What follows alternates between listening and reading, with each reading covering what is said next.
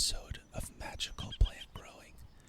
I am your host, Magic Maestro, and I will be taking you on this magical adventure in Hogwarts Legacy, the upcoming video game that puts players in the role of a Hogwarts student, ASMR style.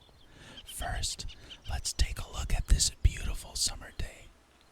As you can see, there is a lot of tree pollen in the air right now, so I wouldn't recommend going outside unless you've taken any histamine first. Let's plan ahead, okay? In the distance, we can see some giant pumpkins growing for a fall harvest. These fruits originated in North America and were brought to Europe during the 1500s. In England, they were known as pompions and were introduced by the French. Thank you, French people. Merci beaucoup. This scene is very reminiscent of the pumpkin scene in Harry Potter and the Prisoner of Azkaban. You know, that scene with the Undertaker. You know the one.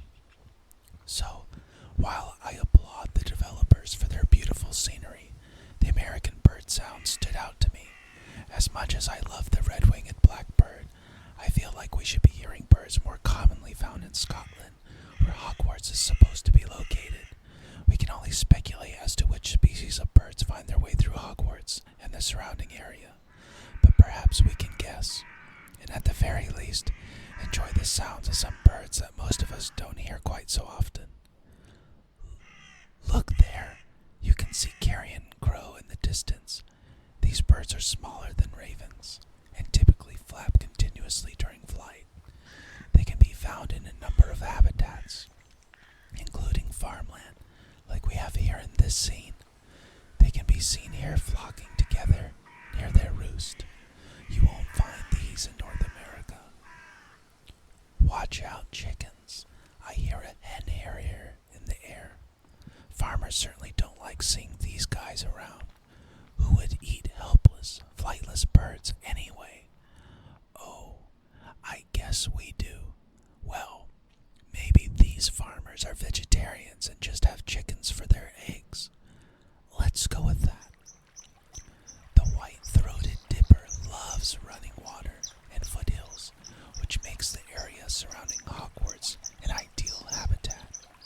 This bird even dives underwater, which I guess is why it's called a dipper. Nothing like a dip in the pool on a hot day, am I right? Anyway, this small bird is a big chatterbox. We should just take a moment to appreciate the graphics. Look at Hogwarts in the distance. Then there's the woodlands, a bridge, and then this event area in the foreground. The depth of field is absolutely stunning and immersive. I can't speak too much to the technical aspects of the game, but I can just drink this in like a mug of butterbeer. You know what I mean? The only critique I would make is that I feel like the grass should be swaying a bit in the water.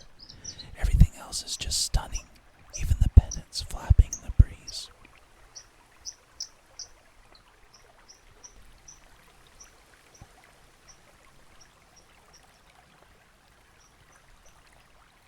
I'm gonna pause for a second so you can just listen to the glorious sounds of the water. Breathe in the air and relax. We'll be back with more birds in just a minute. Enjoy the peacefulness.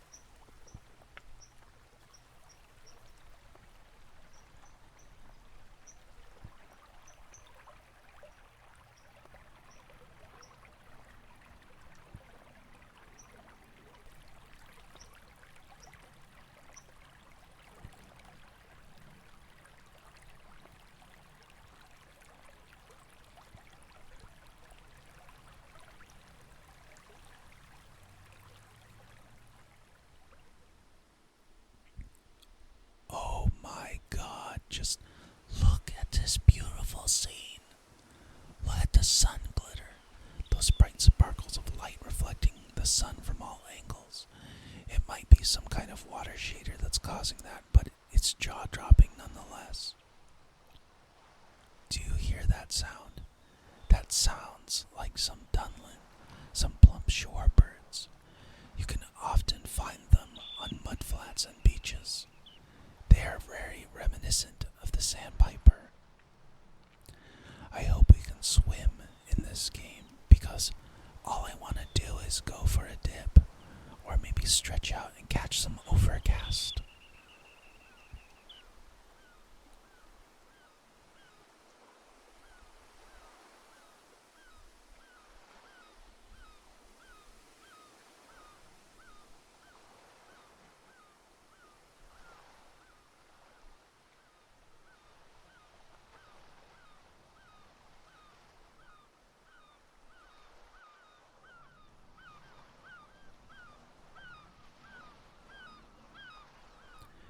There are some European herring gulls. I just tend to call them seagulls. They are the classic coastal bird, but you can also find them in lakes, landfills, and at zoos, trying to steal food from helpless humans. Because they form large flocks, you can often tell where they've been by all the crap they leave behind.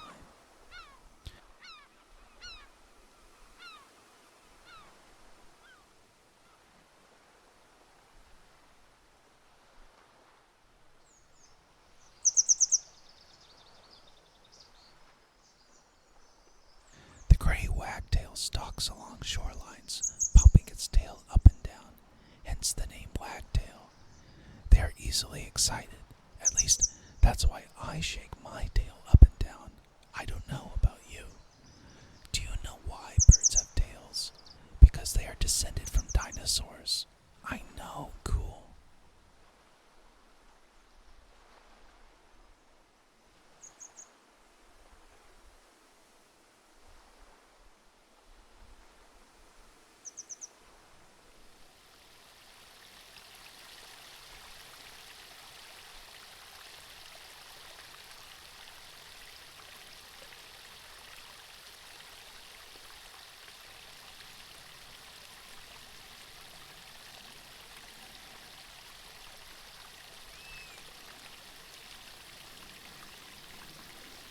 The European honey buzzard is a raptor.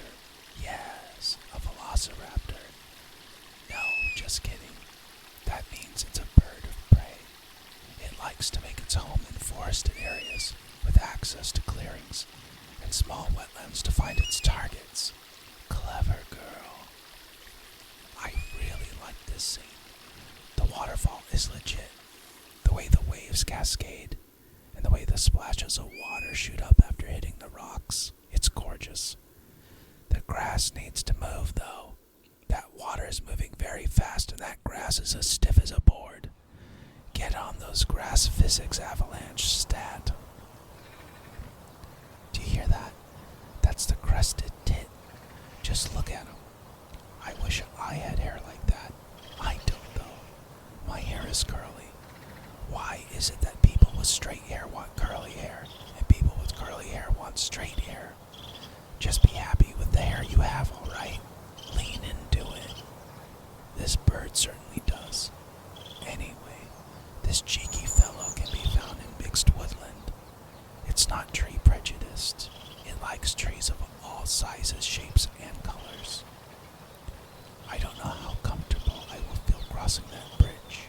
I think it could use some work.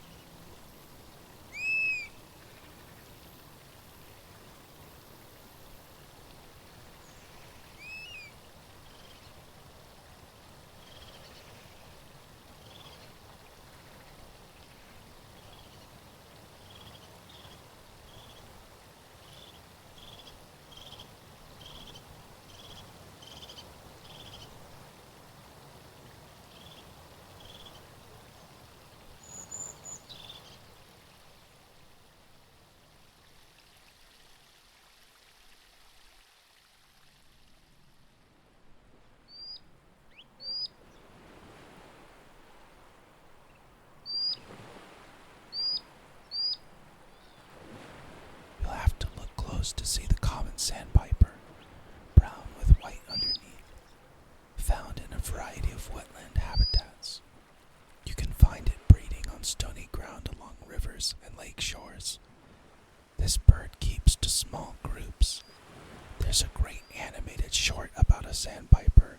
I suggest you watch it. I think you can find it on Disney Plus. No, they aren't paying me to say that. Start paying me to say that, Disney. That would be awesome. Who's making that noise? There in the trees. That must be a woodpecker. The great spotted woodpecker. How does the woodpecker not get a headache from doing that all day? It's a little known fact that woodpeckers are fond of heavy metal. Why is that? Because they love headbanging. That was a dad joke. Yes, I laugh at my own jokes. The black redstart has an orange tail. These bird namers need to work on their naming system. Ornithologists, you should have named it the black orange start or something. Anyway, these birds can also make a clicking sound for Morse code. I made that Morse code part up, but they still often make clicking sounds.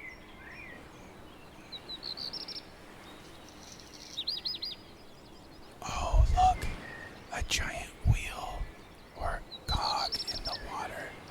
How did it get there? Why is it there? I don't know. I'm not sure I want to know. I have a feeling we might never know. That's kind of the thing about history, isn't it? We don't even know how the pyramids were built.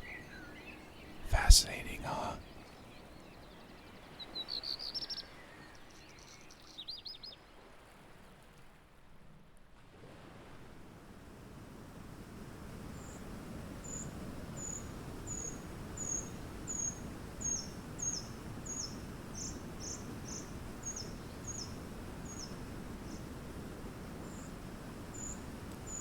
As the name suggests, the Eurasian treekeeper climbs up trees in search of food, sticking its beak into crevices in search of insects. It climbs up one tree and drops down to the next and repeats the process. I just want to state for the record that despite its name, it's not really creepy. Have you looked at an owl lately? Dude, stop looking at me like that. It's creeping me out. Enough already. That there sounds like a spotted flycatcher. This bird's happy place is sitting on snacks or dead trees. While found in woodlands, it can be found in scrub habitat, an open sandy area with small plants and a smattering of trees. Also found in scrub habitat are men who make little to no money and live a parasitic lifestyle and will get no love from me. All joking aside, let's appreciate this waterfall. Just beautiful.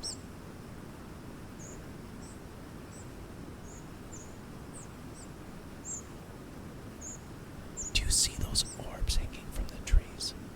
That could be pendulous nests for magical birds. These types of nests hang from trees. Aren't birds amazing? Perhaps they could be from another magical creature. But right now, my bet is on magical birds.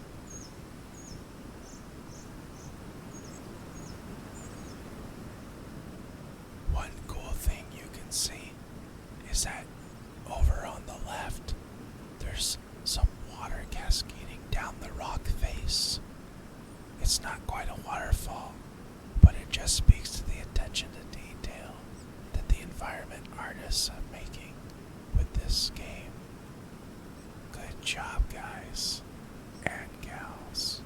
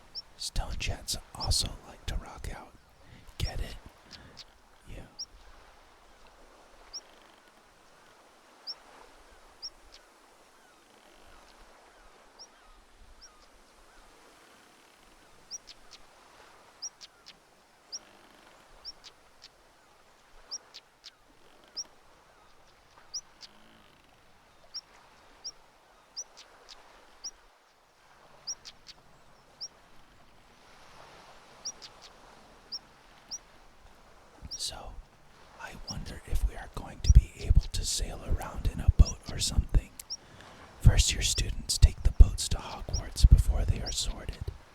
It would be cool if you had a magical boat that took you around. No motor required. Very environmentally friendly. I think it's important as witches and wizards that we lead the way on things like that, don't you?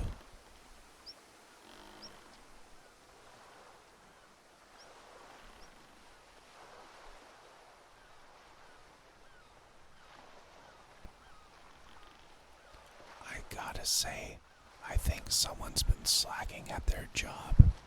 This dock is in a horrible state of disrepair. I wonder if we could use the Reparo spell on this and maybe fix things up a little bit, Mary Poppins style.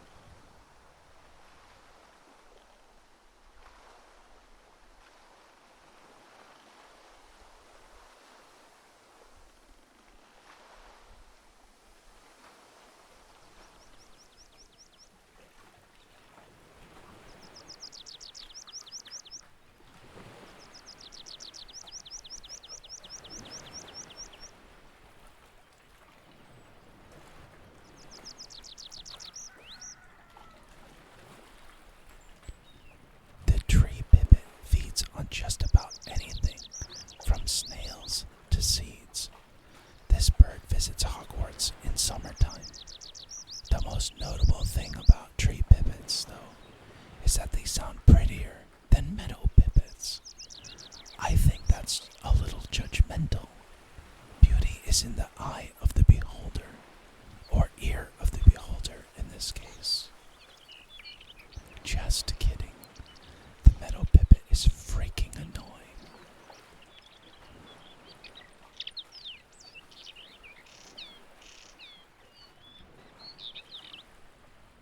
The wheat ear breeds in areas of bare rock and short grass and spends the non-breeding season in open habitats such as grasslands and barren rocky plains. The wheat ear sounds like we are in a sci-fi battle with blaster rifles. Did you know that the name wheat ear comes from Old English? It's true. White is wheat and ours is ear. So, yeah, when it's flying, you can see it's got a white butt. Stop looking. It's very self-conscious.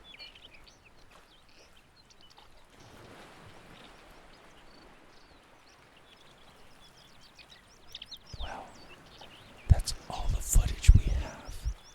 I hope you were able to relax and enjoy the sounds of a faraway land. For some of us, it's far away. For others, it's a day trip. But no matter how far away you live from Hogwarts, I thank you for joining me, and I hope that you have a very, very magical